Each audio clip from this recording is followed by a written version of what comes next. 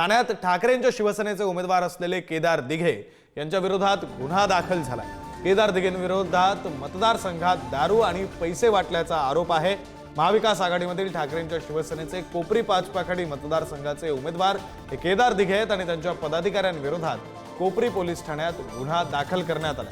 केदार दिघे यांच्या विरोधात मतदारसंघात दारू आणि पैसे वाटप केल्याचा आरोप आहे आणि या आरोपांखाली गुन्हा दाखल करत केदार दिघे यांच्या गाडीतून दारू आणि पैसे वाटप केल्याचा आरोप करण्यात आला। केदार दिघे यांच्या गाडीतून दारू आणि पैसे वाटप करत असताना केदार दिघे स्वतः उपस्थित होते।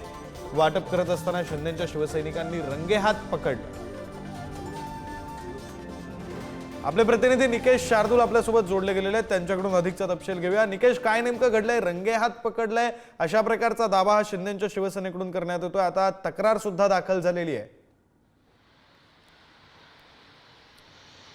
नक्कीच विक्रांत, आज मतदानाचा दिवस आहे, मात्र जर आपण कालचा दिवस जर पाहिला तर रात्रभरात ठाण्यात ठिकठिकाणी मतदारसंघामध्ये दारूचं वाटप आणि पैशांचं वाटप केल्याचा आरोप जो आहे तो एकमेकांविरोधात झालेला पाहायला मिळाला। त्याचप्रमाणे कोपरी पाचपकाडी मतदारसंघातनं मुख्यमंत्री एकनाथ शिंदे यांच्या विरोधामध्ये ठाकरेंच्या शिवसेनेकडनं केदार दिघे हे उमेदवार म्हणून निवडणुकीच्या रिंगणात आहेत आणि त्यांच्या गाडीतून पैशांचं आणि दारूचं वाटप केल्याचा आरोप जो आहे तो शिंदेच्या शिवसेनेच्या पदाधिकाऱ्यांनी केदार दिघे यांच्यावरती केलेला आहे। केदार दिघे गाडीत बसून स्वतः दारूचं वाटप आणि पैशांच्या पाकिटांचं वाटप जे आहे ते करत असल्याची तक्रार जी आहे कोपरी पोलीस ठाण्यामध्ये शिंदेच्या शिवसैनिकांनी दिली होती आणि त्यावरूनच कोपरी पोलीस ठाण्यामध्ये आता केदार दिघे यांच्या विरोधात गुन्हा दाखल झालेला आहे आणि केदार दिघे यांच्या सोबतच त्यांचे जे काही कार्यकर्ते पदाधिकारी आहेत त्यांच्या विरोधात देखील गुन्हा जो आहे तो दाखल झालेला आहे आणि या संपूर्ण प्रकरणाचा पुढील तपास जो आहे तो आता कोपरी पोलीस करताना पाहायला मिळतात। विक्रांत, अरे निकेश, कोणत्या संदर्भात म्हणजे कोणत्या कलमांतर्गत गुन्हा दाखल करण्यात आलेला आहे किंवा मग किती जणांविरोधात गुन्हा दाखल करण्यात आला असा काही तपशील समोर येतोय?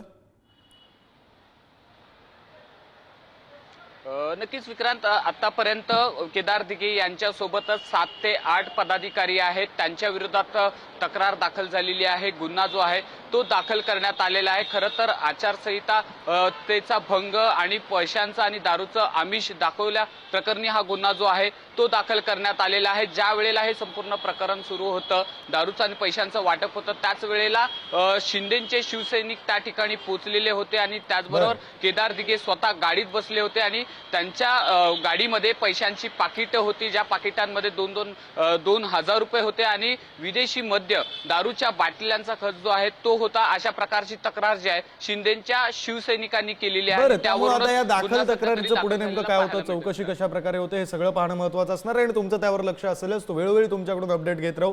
तुर्तास धन्यवाद तुम्ही दिलेल्या सविस्तर माहितीसाठी।